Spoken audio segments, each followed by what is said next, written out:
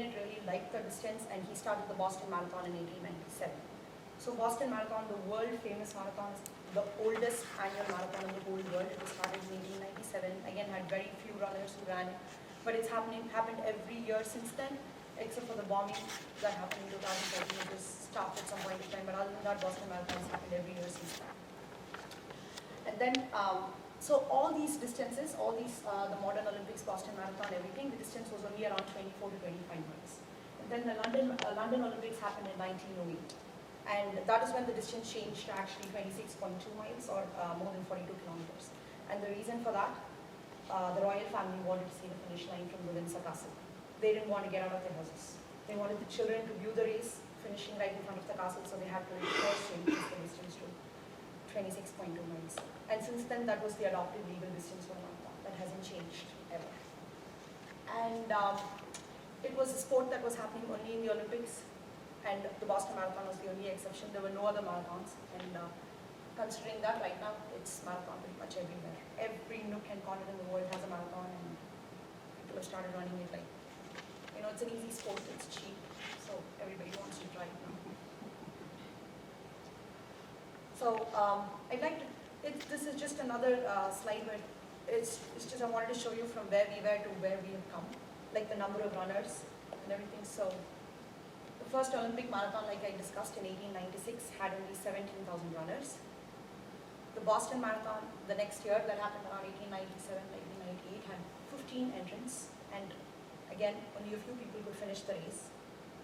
And the New York City Marathon, it's another very famous marathon in the world, one of the biggest marathons in the world, and it started in 1917, and it had 127 entrants. So it's probably, I would say that between 1970 and 1980 was the point where the number of runners started to increase slowly. And New York City Marathon is very significant in the fact that it was the first marathon that accepted women from the inception of the race. Until then, no women were allowed to run. Women were not legally allowed to run races. That's how it was. And then the New York City Marathon that finished last year had more than 50,000 finishes. So from 127 entrants, we've come to New York City being the biggest marathon in the world with more than 50,000 finishes. So that's a huge number. And in the US, United States alone, we have more than 1,100 marathons with more than 500,000 finishes as of last year, which is a huge number. And then there are like a lot more marathons that happen worldwide. So the World Marathon Majors, this is something like the Grand Slam in tennis. You know, they started in 2006, and it's in Boston, New York, Chicago, London, Berlin, and Tokyo was recently added to the World Marathon Majors. And only 600 people, approximately only 600 people worldwide have completed all the races. And this is one of the favorite events of the elites, because they get paid a lot of money when they compete in these races and when they win these races. And they have a lot of points that they accumulate when they run all these big races. And another thing is, you know, even when people like us who want to run any of them, it's just very difficult to get into one of these. So I've been more than 3 or 4 times they have entrants than the number of runners that they can accept. So 3 years in a row, I couldn't get into New York City Marathon. Me and my husband have been going through lottery after lottery, and finally we had to do all kinds of things last year. So we're running it this year in November, but it was just, we had to run like 9 different races last year to make sure we get a guaranteed entry this year. We ran the Chicago last year, which was nice, but I still wanted on the New York City Marathon. I don't know what I was thinking when I started running. I thought, you know, running New York City Marathon the same year would be possible. Only after I did my research, I found out that none of these races you can never get into. It's just very difficult. So it's, I have a chart here that just shows the marathon, the number of people running the marathon that's increased over the years. So in 1976, we had approximately 25,000 entrants who ran the race. And in 2015, we have more than 500,000 people who ran the race. So it just shows a gradual increase in the number of runners we've had over the years. So women in running. This is pretty significant to me, and I feel like, you know, because of all the women who've struggled to do this over the past years, I am able to do what I'm able to do now. For women, it was a relatively new thing in the marathon scene. Like I said, up until 1970 or 71, women were not allowed to legally enter any races. And the reason for that they considered it too grueling for women. They thought women's bodies were physically incapable of doing that distance. And again, things like, it was a male-dominated society. Women were supposed to stay in the houses. They were not supposed to come out and run. It was the same phenomena was happening over and over again. Women were not allowed to run. 1966, Roberta Gibbs, she is pretty significant, and the story behind how she started to run, that was pretty funny. She didn't have a bib or anything, so she was not legally allowed to run the Boston race, but she hid behind the bushes, and when the race started and the gun went off, she just jumped in the field and started to run. She finished the race, but again, she was not considered legal in the race. And then in 1967, we had another runner called Kathleen Switzer, and this is the picture, which is a very famous picture that keeps going around. And she registered herself as KB Switzer just because she wanted to hide her gender, and she ran the race with her boyfriend. And midway through the course, I think the race officials found out that she was not a male, so they tried to push her out of the race, but her boyfriend had to shove the official, and she had to finish the race. She finished the race, and she finished it in an awesome time. I think she finished it in like 3 hours and 21 minutes or something like that, which was just very good. And the fact that she was the first lady who actually ran with a bib, so she's very significantly known for that. And so 1972 is when the Athletic Association started finally coming to a point where, let women run the race, give them a bib. So that's when it all started. And then this is another thing. 1994, Oprah Winfrey. She ran the Marine Corps Marathon in Washington, D.C.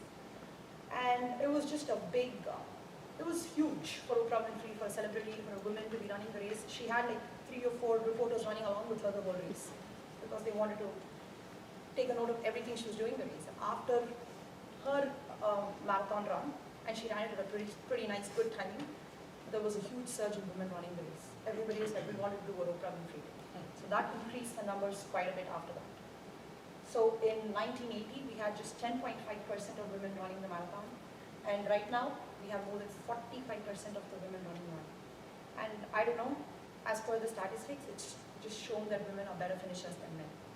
I don't know how true that is. I don't want to vouch for that, but that's the statistics. So I just have like a graph that shows the number of men and women in 1980. Men were 90% of the field, and women were just 10%. And right now, currently in 2015, oops, I was trying to do the red light. It's the red. Oh. Yeah. So in 2015, we have almost equal number of men and women running the race. So it's a pretty significant thing. And also the number of men reducing, I think it has to do with a lot more new exercises like the CrossFit and the weight and a lot of other exercises that have come into place, and men are more attracted towards those. And for women, it's cheap sport. There's no membership to the gym. They can run anytime they want. It's pretty much, it's not cheap just for women. It's easy access for women more than anything. So now I'd like to give you a little bit of an overview of why are Kenyans the best runners in the world. They are the fastest runners in the world. And very closely following them are the Ethiopian runners. So far, I don't think they've set some world records that nobody could ever beat. They finish, their marathon timings are like 2 hours and 3 minutes or something. I can't even do a half marathon in that time. So some of the reasons, they've done a lot of research behind why Kenyans are the way they are. And they all come from a small portion of valley in Kenya called the Rift Valley. And this Rift Valley is like 6,000 feet above sea level. So they are at a very high altitude. That's number one. Main reason is they think they're really skinny runners with a BMI of 15.5. This is considered malnourished in most of the other parts of the world, if you have a BMI that low. But I think that BMI is what is, and they have really skinny ankles. So skinny ankles make them faster runners. And because of the altitude that they are living in, and because of the low BMI that they have really high oxygen power. And the higher the oxygen power, the better runner you are. They are one of the set of the people in the world that have such high oxygen powers. Nobody has that. And another significant thing is this Rift Valley in Kenya is a very poor community. So they have very few schools, and kids from day one have no access to any public transportation buses. They have to walk and run to their school. And a lot of times they carry their book bags, they carry their siblings. Almost approximately each and every child in Kenya walks between 5 miles to 6 miles of running and walking to school every single day. So it's not that they're trained for that, it's just part of their day-to-day life. It's something that they do every single day. And like I said, the altitude training really helps runners. And they have access to no junk food, one of the biggest reasons. And other than that, they are also saying that it could be genetic, because almost every single person coming out of there are awesome. So that could be one of the reasons. But these are some of the reasons, the theories that they suggest that this is why they can be great runners. So I wanted to highlight a little bit about them, because you can't go talking about a marathon without talking about Kenyans. So now I have some benefits and risks of marathon running. So the feeling of accomplishment, that's huge for me. I've listed the benefits based on how I feel when I run the races. And risks are of course low. No matter how bad the risks are, I still continue running. So the feeling of accomplishment, the sense of accomplishment that I get. I have 2 kids, and it's just very hard for me to get out and do, and I work full time, so it's just, running is my time. And when I finish a race, and when I cross the finish line, it's just, okay, I did something for myself. The thought that I get is just wonderful. Every time before starting a race, I wonder why I did that stupidity to sign up for such a big race. And every time I finish it, I always wonder when can I sign up for the next one. So it's almost like a runner's high that I keep getting every time I do this. It's just crazy. It's proven to have long-lasting physical and mental benefits. It's, you can reduce a lot of weight, you can maintain your weight, and it helps combat depression. A lot of women have said it helps them combat their postpartum depression. Getting out in the fresh air and running, it really helps. Social experience.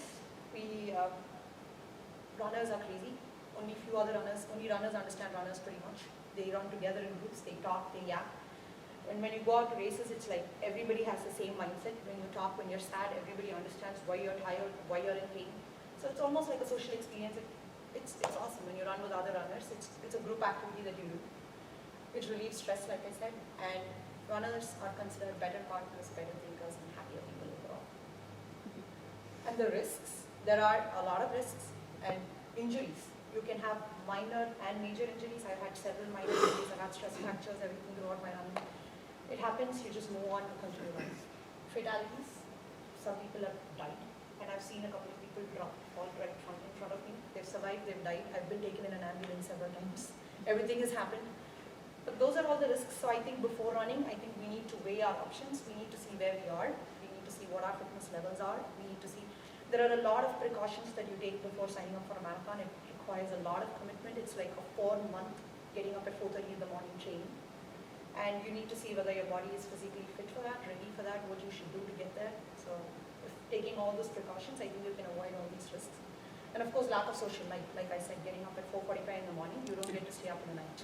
You have to go to bed by 9:30. So pretty much is down to that. So in conclusion, I'd just like to say that it's not an elite sport anymore. It's become a sport of a common man. In earlier days, it was only like a very really elite sport. Now like everybody wants to run, so it's a sport of a common man. It's considered, runners take it as a very personal challenge to test their character and their fitness levels. And it's painful, but it's a very rewarding experience. So I hope I changed some minds here. I hope you guys will join me for training. So that's about it. Thank you.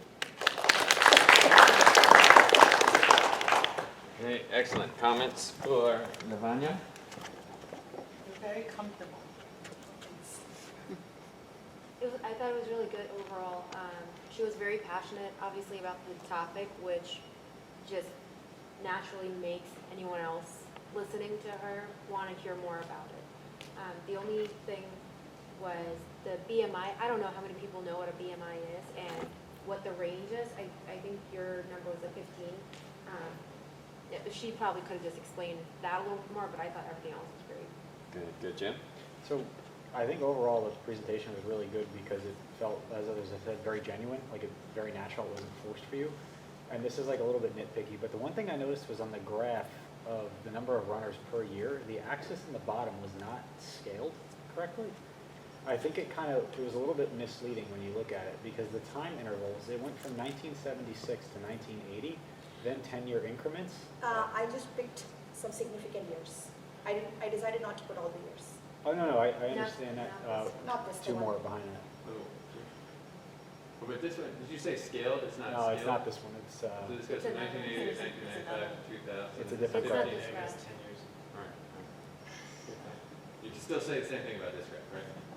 Yeah. So it was this one right here, because the intervals between 76 and 80, in some cases, when you're presenting the data, it could make it look more or less dramatic, depending on like the effect you're going for. Like in general, you want to keep them scaled I correctly. didn't have it for 1970. Oh, no, I understand that, but I mean. No, I understand what he's Yeah, saying. Yeah. is the only thing it kind of, I spent a lot of time as you were talking, like focusing on that and not what you were saying, because I was like, wait a minute, what's going on with that? Oh, that's a good point. So Jim was distracted by the specifics, details not being up to standards, and he should have been listening to the presenter. Fair point, absolutely. One thing where I thought that was really working, a graph was really working in her favor, was this first one, where it's just, she's got some interesting points to guide us, and then we listened to her as she was taking us through this. That this was a graph that was not distracting, as Jim was saying. We were not tempted to read it, it just was there to guide us and entertain us. One thing I'll note, you heard me say a lot last time, you hear me say a lot tonight, is that whenever I hear someone speaking, I want to know their conclusion. I want to always understand that, and I want that to guide your entire presentation, and I want that to be crystal clear in the manner that we talked about last week. And there wasn't really a strong conclusion. And I would definitely still say we always want a conclusion. But something about this presentation still kept us engaged. And I think it was because you were so passionate about this topic. And you had so many interesting things to say, even though we weren't sure how it related to us or what you were going to say about it. You kept us engaged with the story. I think it would be great if you could do both. Keep us engaged with the story and have a clear, this is the thing I want you to take away from this presentation. Good. Oh, last thing?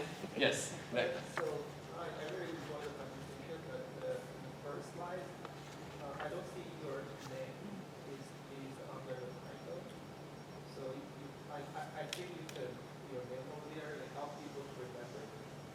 Yeah, that could work. Also, I was going to say this, you created a custom header footer, but you could have done something else that would have been more useful. Like maybe even thinking about what your conclusion was, or what you wanted it to be, and using the custom header footer to frame it. Could have been a possibility as well. The only other thing I wanted to mention is there was this pacing back and forth. Did anyone notice it? It was kind of like this. Was it distracting? We'll talk about that next week. We'll do some body language exercises to eliminate that, but it's just something to be conscious of. It's a nervous habit that can distract your audience.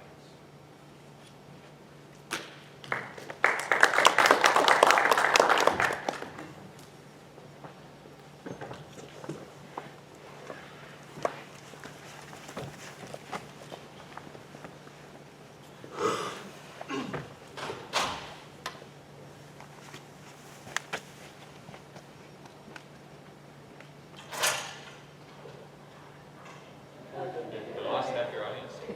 Yeah, it usually happens. So hi everyone, my name is Jameson, and today I will be talking to you guys about something that really bugs me. In the parlance of one Peter Griffin, something that grinds my gears, so to speak.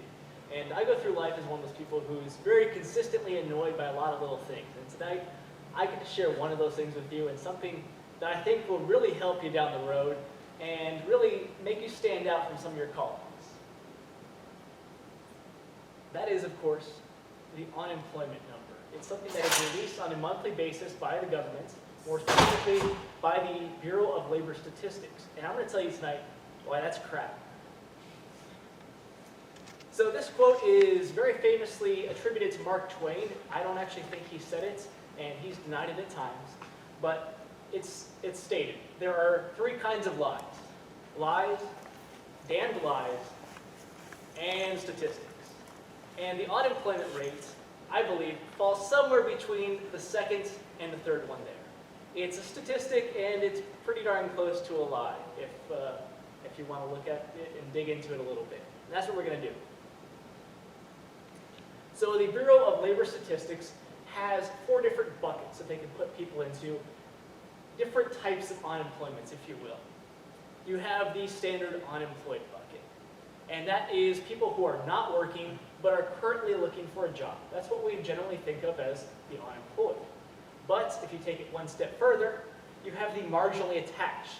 People who are neither working nor looking for a job, but they have looked for a job in the past year or so. And if you really offered them a job, they'd probably take it. They're still unemployed, but in a lot of ways, they're different from the unemployed in the first bucket. You also have discouraged workers who have given a job market reason that they are not looking for employment, even though they probably would take a job. They're close to being the marginally attached. They do not have a job, but they want one. And then you also have part-time for economic reasons, which is pretty self-explanatory. They have given a job market reason why they are only working part-time, when in fact they'd probably prefer a full-time position. And I'm sure many of you have been in this position before, where you've held a couple part-time jobs, but you've always been seeking that full-time job, the stability, the ease that comes along with having a very regular employment. So again, these are the 4 definitions from the Bureau of Labor Statistics that go into the unemployment rate. So, they put out the U3, which is the official unemployment number that goes in the newspapers and everyone reports it. You see on CNN, the unemployment rate is up or it's down. And politicians talk about it, they make a big deal about it when it's in their favor or when they're in office and the unemployment rate goes down. Or conversely, the other side will say terrible things when it goes up. But the unemployment rate that is in the media, of course, is the U3, which only includes the total unemployed as a percent of the civilian labor force, and it does not include those latter 3 buckets that we just mentioned. The more complete picture, which is the U6, which the Bureau of Labor Statistics also reports, but is not really covered in the media, includes those additional measures. So, just to recap this slide, it's very important. The unemployment rate that is in the media only includes the total unemployed. It does not include those who are only marginally attached, those who are part-time for economic reasons, or those people who are so discouraged, they're not even looking for work anymore. They've given up. The economy is so bad for them, or their life is so hopeless, they're not even looking for work. So I went into the Bureau of Labor Statistics website, which is actually pretty easy to use, and pulled the last 12 unemployment numbers, the U3. So on the left, on the y-axis, we have the unemployment rate, which is just above 6% in January of 2015, and drops down to right above 4.5% in December of 2015. Pretty standard stuff there. But when we look at the 2015 unemployment rate, the U6, which includes all 4 buckets of people, we see that the actual rate is close to 12% in January and gets down to just above 9.5% in December. Both these graphs kind of share the same general shape. They start high, they drop down, they have a little bump in the middle, increase in unemployment in the summer, and then it decreases just in time for ramping up around the holidays. Every year we see an increase in employment or unemployment right around there in the holidays. It's also curious that in this previous graph, it's flat in the last couple months, whereas in the U6, you see a slight increase on the tail months there. So we can say from those 2 graphs that the U3 and the U6 are fairly well correlated. They share the same shape, and the trends generally mirror one another, except for those last 3 months where the U6 starts peaking up a bit, but the U3 stays flat. However, the U6 rate is significantly higher. When you're including the people who are not looking for work or only marginally attached or part-time, you see a very different economic picture. The unemployment rate isn't 4.5%. It's really a lot higher, probably closer to 9, sometimes 10%, and it varies throughout the year. And in the past 15 years or so, we've seen increased separation between these 2 numbers. The space between them. We saw the U3 rate was right around 5%, we'll say, but the U6 was right around 9%. That space used to be right around 2 or 3%, but it has gradually increased over the past couple of years to include a greater percentage of the workforce. That brings us to our recent trends. Why are we seeing that increased separation? What can we attribute the differences to? There's an increase in part-time unemployment, or increase in part-time employment. So a lot of people are attributing that to the Affordable Care Act, how employers are being forced to offer healthcare insurance plans to any full-time employees. So we've seen a number of employers, especially these big chains, retail chains like Walmart, start to offer just part-time employment or keep workers under 29 hours. They don't have to, fall within that government mandate to provide their employees affordable insurance. We've also seen a significant increase in permanent or long-term unemployment, especially in the late 2000s, before 2010 or so. There were a number of bills passed by Congress extending unemployment benefits out as far as 2 years. So if you're receiving unemployment for as much as 2 years, there's really little impetus for you to go out and look for a job when you're making 80% of what you would be making, or even if you're only making 60% of what you would be making, you don't have to work.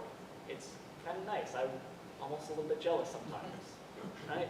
So that could be one of the things that has increased the U6 as opposed to the U3, which does not look at those people who are unemployed for long periods of time. There's also discouragement among older workers and laborers in manufacturing. Those people whose jobs have been shipped overseas, who know a trade very well or who have worked for a manufacturing company for a number of years, they don't see those jobs coming back. So if you're senior, right around 60, 65, getting close to retirement age, why would you look for a job, try and learn a new skill when everything you've known, the only thing you've done is now no longer an option? I could see being discouraged, and that's another thing that adds to the U6 that's not reflected in the U3 unemployment rate. So that brings us to more of our pitfalls of the U3. It may mask the true state of the economy. When you see the unemployment rate start to bottom out, people are going to be saying, this is fantastic, the economy's humming along. If we want to take a devil's advocate approach, we could say, what if the economy is so bad that there aren't any more jobs out there? After a period of time, the unemployment rate would reach 0 because no one's looking for a job anymore, according to the U3. So you could have, theoretically, an unemployment rate of 0 and 100% unemployment. So that's not very reflective. It's also lagging indicators. Things happen more slowly with the U3 than they do with the U6. Especially at the end of 2015, that trend continued into 2016, and it was only later in the early months of 2016 reflected in the publicized U3 unemployment rate.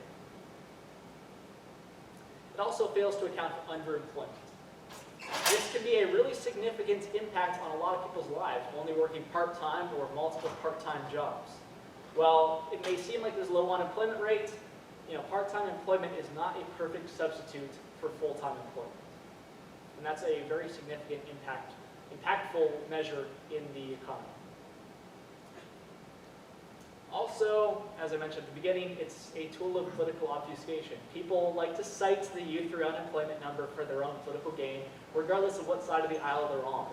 That's one reason why I hate this number and why I think each of you should really be looking at the U6 and doing your research online into the government statistics, the ones that aren't widely publicized but are more valuable. And that brings us to our key takeaways today. The things that I want you guys to leave this room thinking, remembering.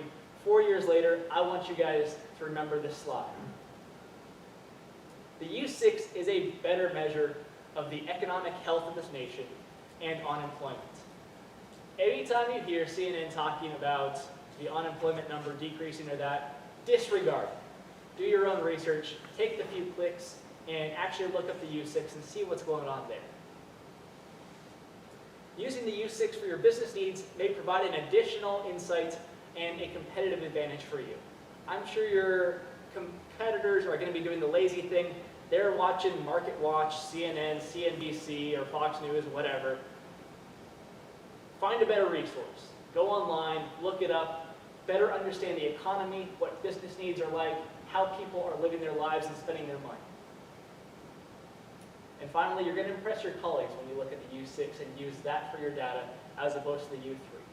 And when it comes to impressing bosses, that's a very important thing in all of our lives right now, I'm sure. And it will continue to be for the foreseeable future. Any questions?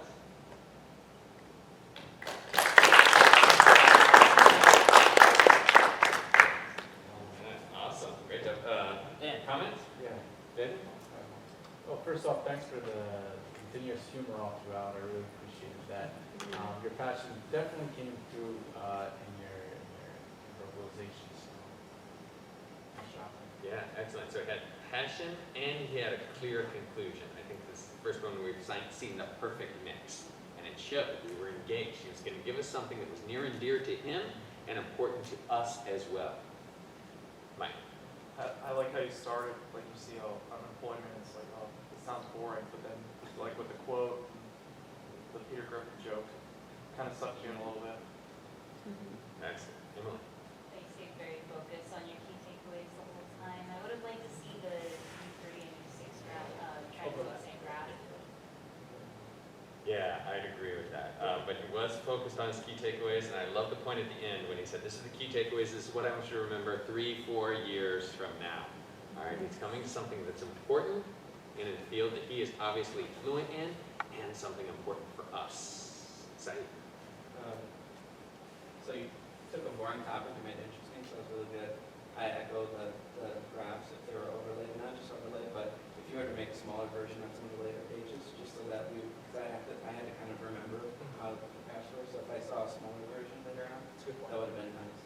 The only other thing is, I like the takeaways, but I think overall, like how that number really affects us between the two, the 3 to 6, because in general, when you were saying like the downward trend of them, well, both have downward trends, so the trend really wasn't too much of the issue, it was more like the numbers. So I think I got a little bit confused of how this really affects like my business or, affects like, the country. Okay. Yeah, good point. Vanya? Was right, but I just thought that the amount of text was a little more than. Okay, fair enough. The comment was that there was the amount of text was a little more than needed. I could go either way on that. He had text that he was able to bring to life because he was so passionate about it. Part of me did want to see some visual aids.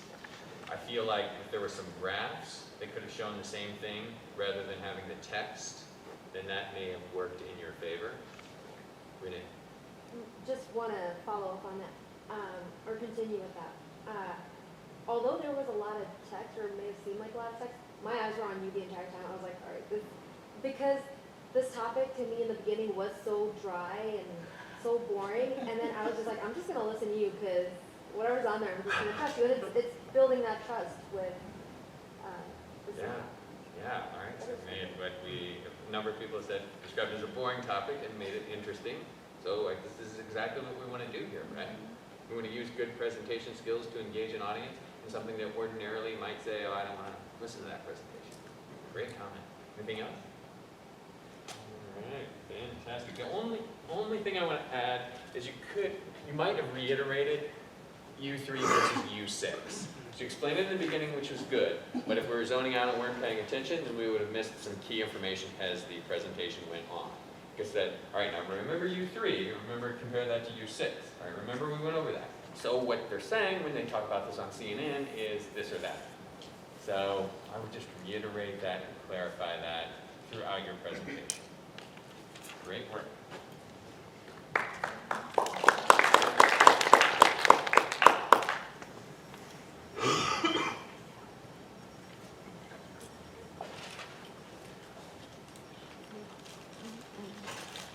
Hi, my name is Marilyn Coleman.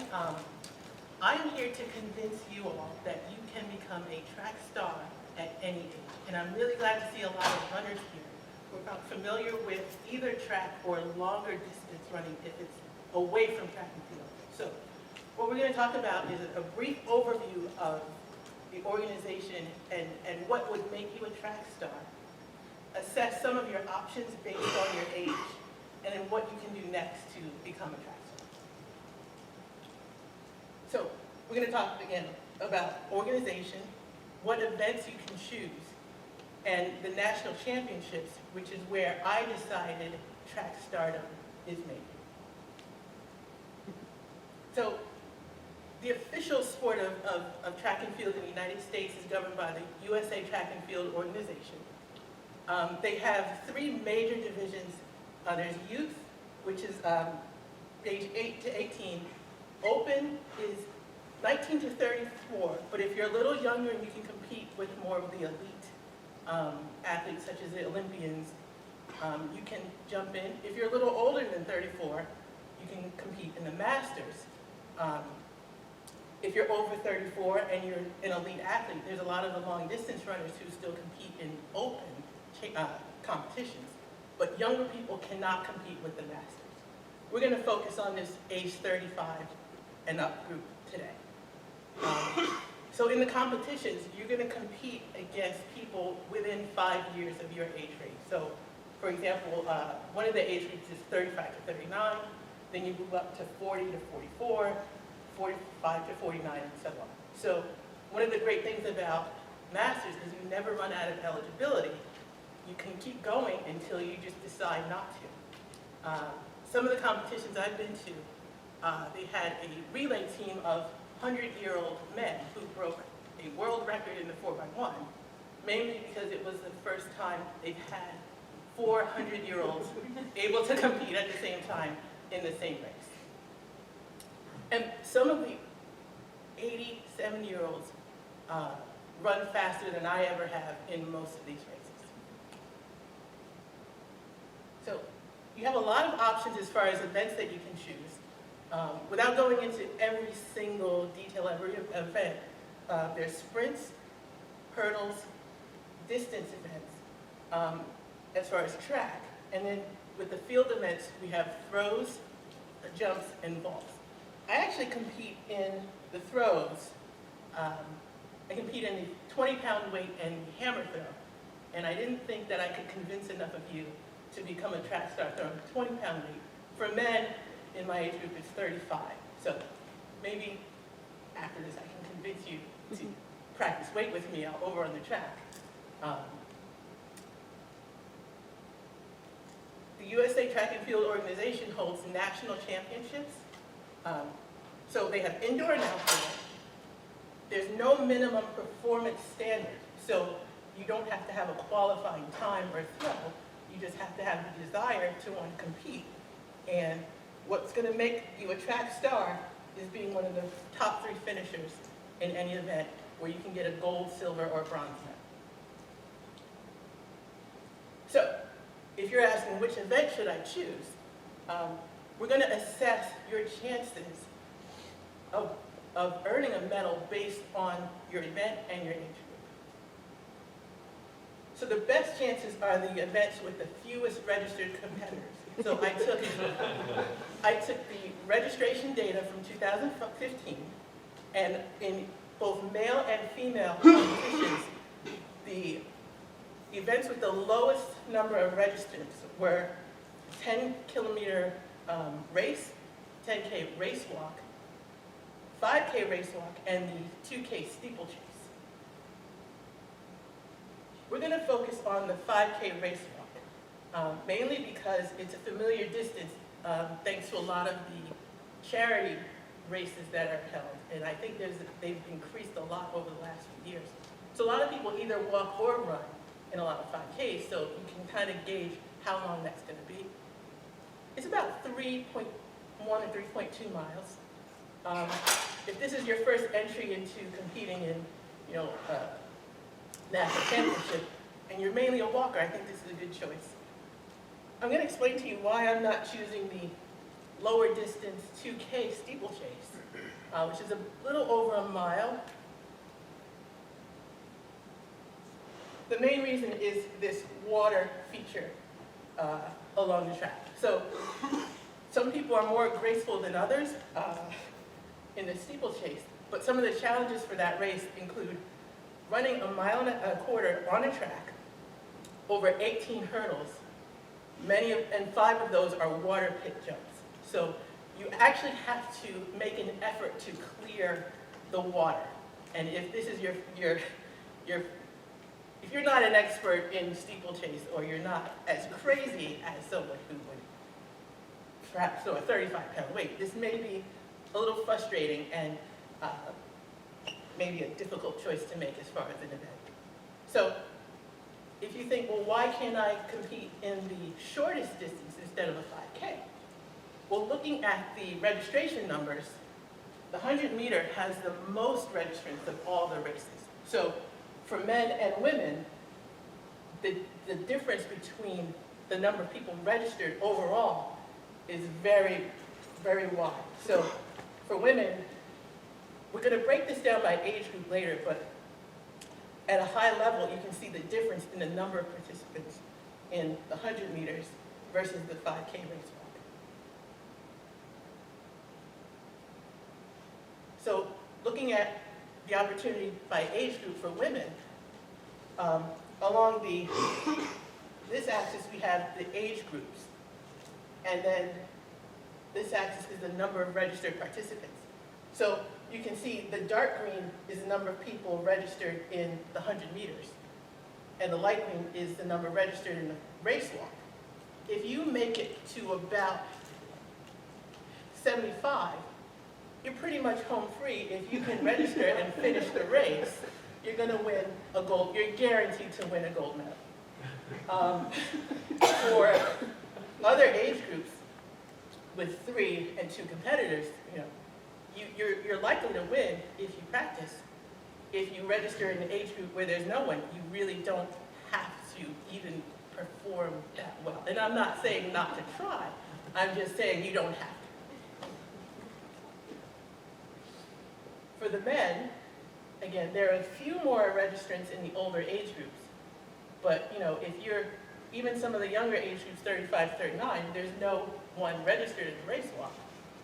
You make it to 104, you're guaranteed to win a medal. So there's a couple of things you need to know about race walk. There's rules, so you can't really walk the way you walk in a charity 5K. So you have to maintain continuous contact with the ground. So if you're used to running instead of walking, and you wonder why do race walkers kind of look a little silly when they're walking, you can't leave the ground when you're walking. You have to have at least 1 foot on the ground at all times. So this will show you kind of a graphic of the technique with the feet and arms. If both of your feet are off the ground at any time, and the judges see you, there's judges who monitor each of the walkers. They'll give you a loss of contact warning. They flash a yellow paddle with this wavy sign to let you know that you need to be more careful with your technique. Rule number 2 is that your front leg that you're advancing with has to be straight. You can't kind of walk with loose, bent knees, or they'll flash the bent knee warning paddle as you're walking. You can be disqualified in the race walk if 3 judges determine that you've broken the rules and they all witnessed it, and they have an official decision that you're going to be disqualified. So you get a red paddle for that. So, since I convinced you to register for the race walk so you can be a track star in your age group, the 2016 Masters Championship is in July. It's several days. I'm sure you could be excused from class if the race walk for your gender and age group falls on the second to last day of class, in order to, experiment with, some of the tactics that I've taught you today. All you have to do is sign up for a USA Track and Field membership. It's open to everyone of every age. It's $25. Registration is open through June 16th, so you still have a little bit of time to decide. And if you only want to do one event, it's going to be $75. You could register for more, but you don't have to win a medal and be a track star. So, in conclusion, what we've done here is assess your odds of winning a medal based on registration, participation by group, and some of the challenges of the event, such as steeplechase. You learned the 2 rules that you need to not be disqualified from the race, which is maintaining contact with at least 1 foot the whole time and keeping your front leg straight, so you don't get the red paddle. And you just go, register, compete, and then you have to just travel to Michigan and get accommodations and show up.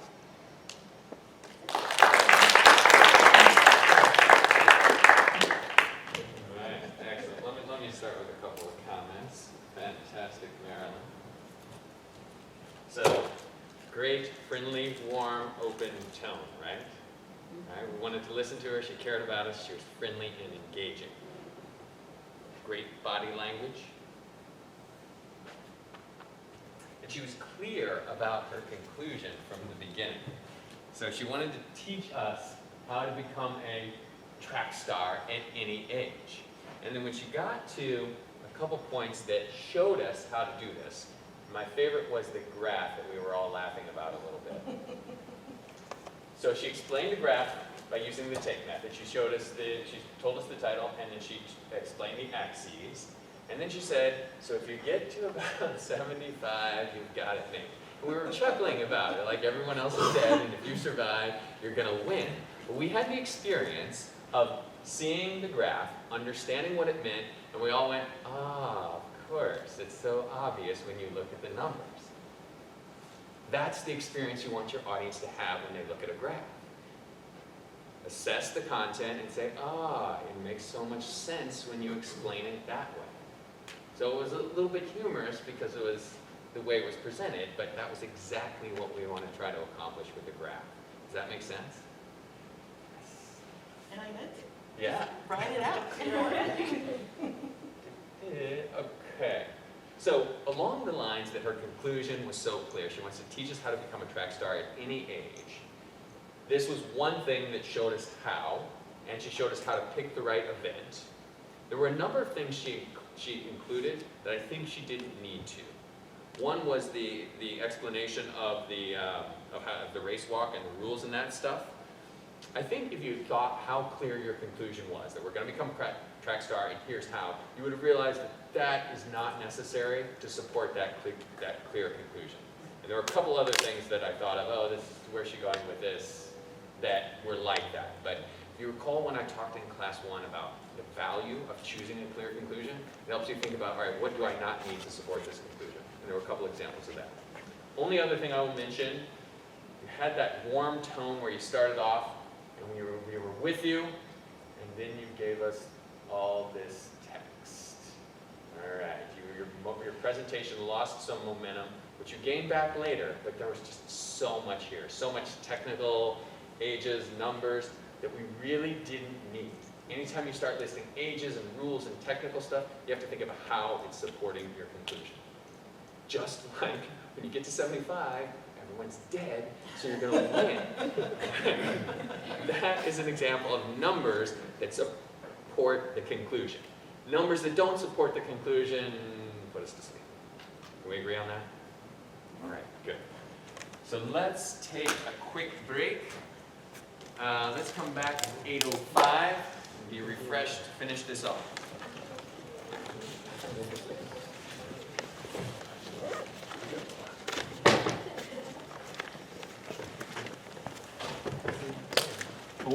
Mike, do you want to put your I think I desktop? signed it. You want me to just do flash? Oh, do you have it on the flash? Yeah, I can put it on one. Or if you, I don't know. Oh, I mean, if you wanted to. It's fine, that'd be great. Oh. You want to put it on? Okay, so put it on. If we may run out of time before 9:30, but if we don't, we don't have it. Your slide.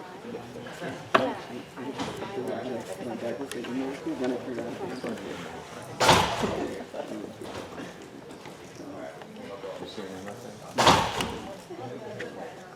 I know, me too. I'm not getting nothing. Done. Yeah, the first thing I asked, and then I was like, What's it? Oh, really? Yeah.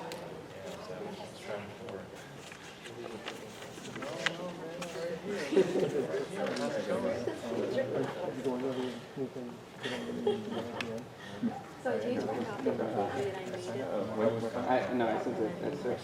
That's it? just the summary presentations for next week, short and sweet, I feel like it has to be good. or less. We're just giving you elevator seats, we're not writing it down. Not only that, what? Yes. This topic, oh, you can do something else if you want, but I'd say this topic, just 60 seconds or less. I saw it. It's six, Yeah, that's amazing. okay.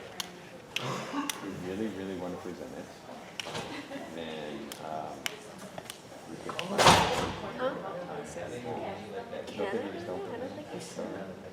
it won't affect your grade. Okay. All right, this I is know, not. but I feel like it's just more Question, Danny? distracting No, I when just people wanted like to walk in and out. That distracts me. Welcome to class. Like if I don't have that attention, You can call me because as Professor I'm Williams, talking, and my also just call me Zach. I understand that the Yeah, I missed the anxiety first and class, stress so I didn't know the culture class, so thanks for calling me. and I do, there's more of that's there. No, but no, the entire I don't- time when I This particular class is a challenge it's because constantly like, oh, I wonder what they're thinking about. we get more out of it when we learn I by say, watching it. I say, Okay, so what like industry it's my you job. work with? So what do you do? Some arts work on the post office over there. Oh, okay. So last week we were at ASCO in Chicago, one of the biggest oncology Yeah. conferences. That's like my biggest issue. That's why I was wondering, but thanks for, thanks for you said that we had some type of presentation. Today? That's hard for me to do. What? You said something about you saying it. I'm just Assume like, it's also. It's, yes, this. You could do, do you have a technical presentation that you? yeah. Okay. So what we'll do is you can just submit it, and your grade is based on the PowerPoint slides. It's not graded on the present. If you want to present it, then we'll find time. Thank you. If you want to present it later, then we'll find time. Yeah, and it just comes out like word on it. So do we do, how many of these do we do this semester? What topics? Do you have a syllabus? I don't have anything on that. So you don't have. This is my first semester. Okay. So we're working through something with student council or something like that, because I'm doing tuition remission, it's taking some time to get it. So I don't have anything. So last week's slide notes as well as the syllabus, she said she's gonna send it to me. Okay, I may have some extra copies of stuff that I can give you. So are you going to be on Blackboard eventually? Yeah, in like the next 2 weeks. Okay. I don't know when they're gonna put it in. I'm waiting on my team to come back on Tuesday to get his signature and then I can. I have some extra copies of stuff that I can give you, and those will answer most of your questions. Okay. All right. Thanks a lot. And thanks a lot. It's nice meeting you. I'm taking mine with me. I come in from the city. Mr. Runner? I take the train, so usually, no, where do you take the train from? I take Jersey. So it's right after the breath. You weren't here? I'm Dan, by the way. Oh, nice to meet you. I'm Renu. Yeah. Are you in on? Is he not on? Yeah, Marketing for the manager. icebreaker. On Yeah, but I didn't know. And then here, it's like 15. Would you like to leave your car Yeah, I park my car in the I morning. try to then look for it on there. Yeah, so usually it's fine, but sometimes if the train is, you know, like New Jersey Transit. It's like 14. Most of the time, like probably 9. Yesterday I got late. Oh, I rented it already. Like usually almost always, like all It's the okay. semester, it's only like one It was like one 50 day. minutes. No problem. I just want to let you know, so if you ever see me You come weren't late, in that's this class usually, last week? but I try my best. I try to leave early. What's the Oh, maybe Just the that's, summer classes, I actually work at 4. yeah. And then I Oh, that's right. Wait, what was your name again? Dan? sometimes I can make arrangements.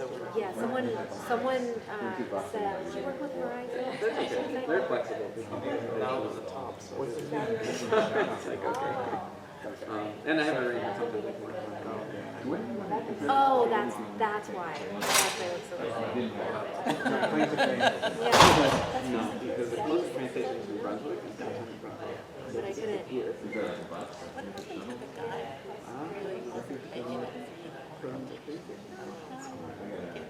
Okay, no, go ahead. I just want to let you know. The Indian that was sitting all the way in the front, like next to Probably resend this. Oh, yeah, I remember that guy. I asked a million questions too. No, what he did. When they answer the question, But don't feel bad for saying that, but he had like a hearing aid. I don't think he could hear well. I think it's a clinical situation. But yeah, that's why I said don't feel bad. It was on this year, so none of y'all could see it. But I was on his left side, so I was like, oh, I get it. You should have told them. I think they just thought he was Spanish. That's why they were really Poor guy probably pissed. gets that. There was no reason to walk up and get parking things while it was being tossed. Oh, you noticed that? I noticed that, but I was like, oh, is that alright? I'd like brush a lot of things. No, I can't. Everything is funny to me, and I try not to laugh out loud. Despite that. Damn, you're like very observant. There was a lot of Even fun New stuff in the Mexico. presentation. I didn't mean it. It's true. So when you gonna go for your presentation next week? I don't know. I get it. 20 seconds. I don't know. 40 seconds. We're not even halfway. I don't know what it means. It doesn't have to. Try to use the. No, yeah. Yeah, otherwise you get lost. Yeah. That's forward, that's back. Renew. It's like when you renew your license. I always give people that word association because otherwise everyone forgets. No, I had a thing where I'll put your hand over like 5 seconds. That's what I was like, it's a DJ. It's like, I don't know this here. Renew your license. Also, if you didn't get your workers ID card, just so you know, not to skip. Yeah.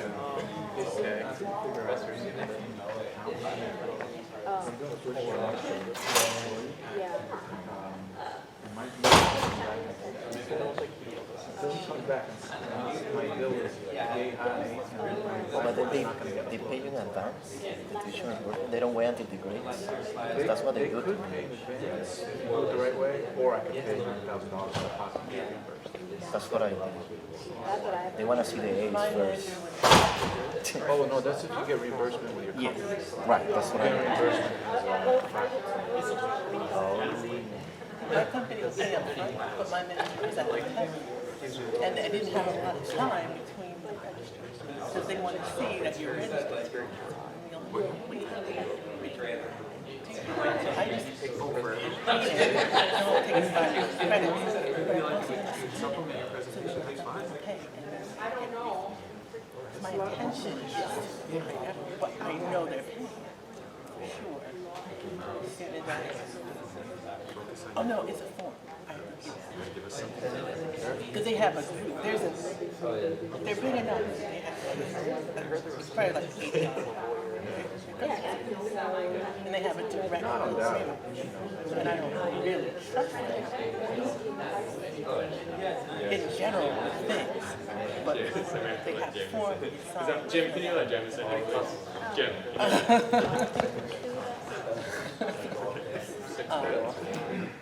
And they're going to give me. And in the next semester, I should have Pass that out if you think it would be helpful. more time.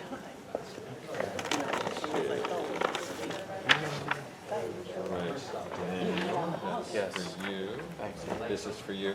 And Shruti could send you links to the recordings of every class, and you can just send comments that way. It's for class participation points. Yeah, I know that'll be more clear to you when you read that. That's in my notes from last night. When you say some comments, is that context? So what is they talking about? So there's a class participation grid. So for last class, you could watch the video and say, hey, I think the thing you mentioned about this would be useful, and we saw an example of that the following week. And Okay, sounds good. Can I present establishment report next week? yes, that would be a great presentation. You can't do it next week. You can do your 60-second summary, however. We'll figure out another time. Or, Okay. All right, let's go ahead and get started. We're going to finish up. We may not get through everyone. If we don't get to you, there are a few options. One, you could just not present. It won't affect your grade. A grade based on